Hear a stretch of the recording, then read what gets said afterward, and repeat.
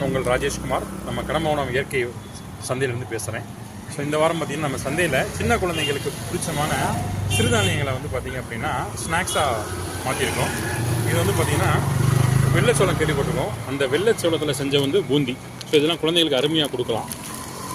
இது வந்து பார்த்திங்கன்னா நம்ம கேப்பையில் செஞ்ச வந்து பார்த்திங்கன்னா மிக்சர். இதுவும் வெள்ளைச்சோள கடலை மிட்டாய். இது வந்து பார்த்திங்கன்னா தேங்காய் மிட்டாய். ஸோ பொதுவாக குழந்தைகள் வந்து சிறுதானியங்கள்லாம் சாப்பிட கொஞ்சம் தயங்குவாங்க. அவங்களுக்கு பிடிச்ச மாதிரி நம்ம ஸ்நாக்ஸாக செஞ்சு நம்ம சந்தையில் விற்பனை பண்ணிக்கிட்டு இருக்கோம்.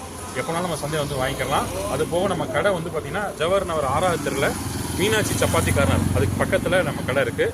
அது டெய்லியும் இருக்கும். திங்கள் முதல் ஞாயிறு வரையும் எப்பவுமே ரன் ஆகும். அங்கேயும் நீங்கள் வாங்கிக்கலாம்.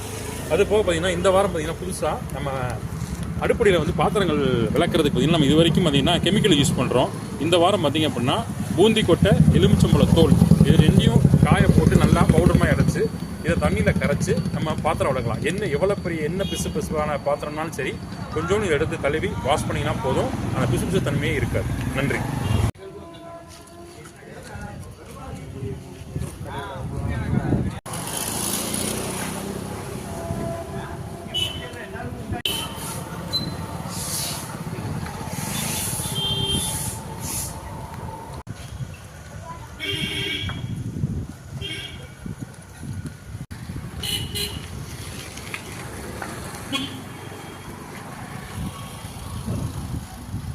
Beep.